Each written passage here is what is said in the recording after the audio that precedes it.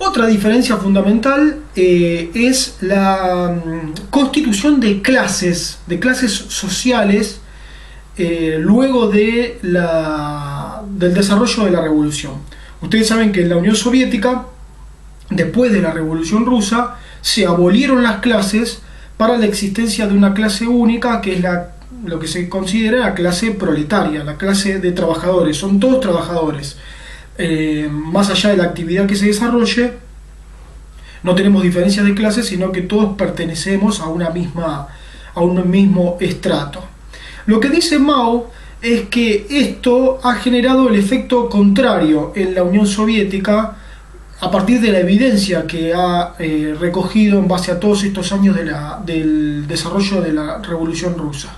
Y es que Mao entiende que lo que ha pasado en Rusia es que inevitablemente esa clase, esa única clase proletaria, ha existido y se ha desarrollado como tal, pero a partir del desarrollo al mismo tiempo de la burocracia política, de este conocido Politburó ruso, lo que ha sucedido es que esa burocracia se ha separado del cuerpo orgánico de la clase trabajadora y por sí mismo se ha configurado como una especie de burguesía adaptada, ¿no? Como que el acceso a ciertos privilegios y a ciertas formas de enriquecimiento capital ha generado un aburguesamiento de la clase política, de la burocracia, que de alguna manera ha funcionado como una diferencia de clase proveniente del capitalismo mismo, ¿no? Esto es muy interesante porque hay una película que hemos mencionado en algún momento que se llama Stalker, también conocida en español como La Zona. Es una película de Andrei Tarkovsky, en la cual, a modo de alegoría futurista distópica, el propio Tarkovsky denuncia esto, porque lo que sucede en la película es que hay lugares específicos dentro de este mundo futurista distópico donde las leyes físicas funcionan al revés, ¿no es cierto? Por ejemplo, el agua no cae de arriba hacia abajo, sino de abajo hacia arriba. El peso de las cosas es distinto. Bueno, hay como una especie de deformación de las leyes físicas, de las leyes naturales. ¿Qué es lo que está diciendo Tarkovsky en el mensaje alegórico de la película? Dentro de la Unión Soviética misma hay lugares, hay zonas donde las cosas suceden de una manera antinatural a lo que proclama el dogma socialista.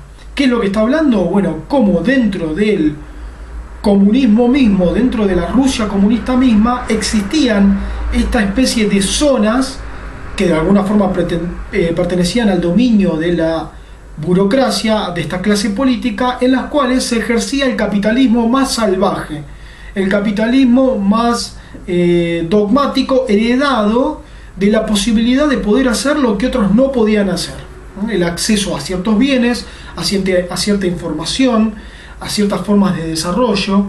Y esto efectivamente fue así, porque una vez caído la cortina de hierro, tras la caída de la Unión Soviética, se comprobó que estas zonas existían y que había incluso el desarrollo de ciertas comunidades e incluso de ciertos personajes pertenecientes a la burocracia que habían establecido por sí mismo una especie de emporio capitalista con el acceso de ciertos bienes que recién mencionábamos, o incluso el desarrollo de las peores organizaciones heredadas del capitalismo, como podemos decir la mafia.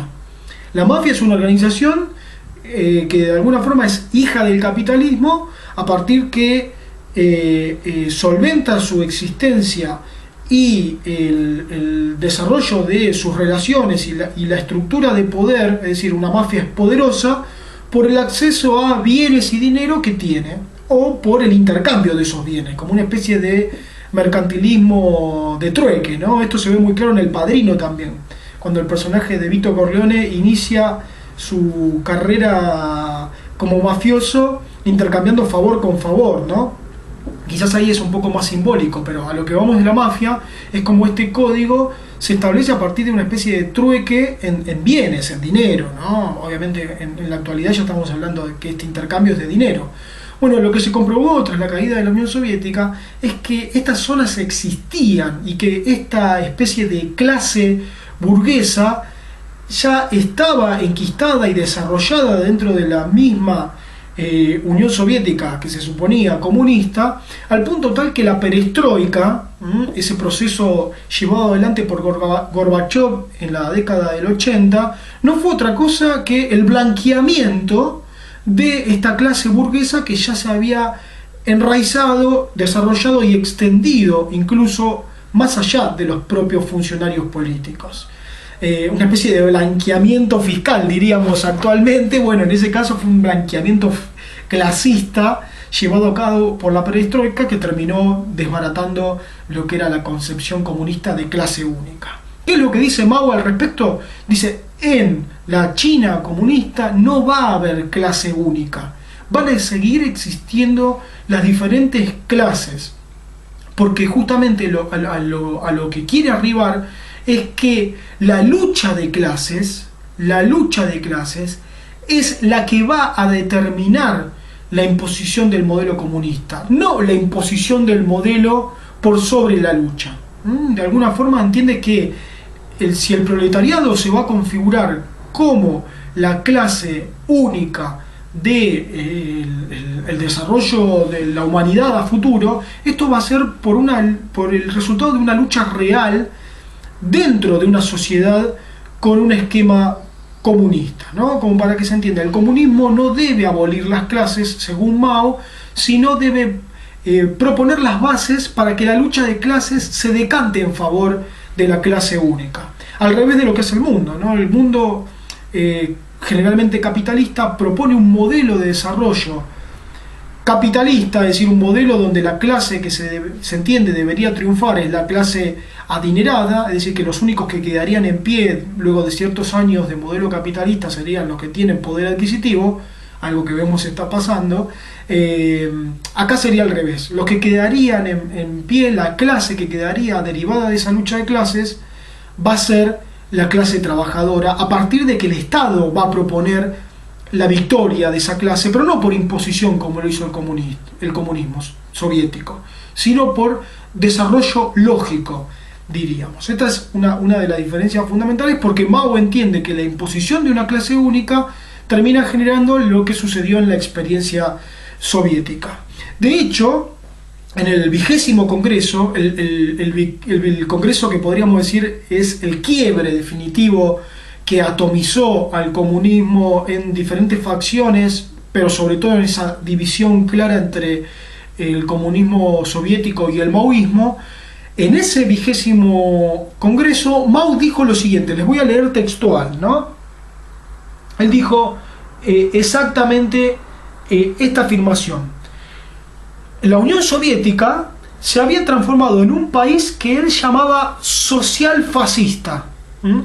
¿De qué forma? Diciendo que hacia el interior de la propia Unión Soviética era socialista de palabra, pero fascista de hecho, ¿no? Es decir, como si esto había sucedido sobre todo en el estalinismo, como las formas de ejercicios naturalizadas habían perdido la naturalización y se habían vuelto una imposición.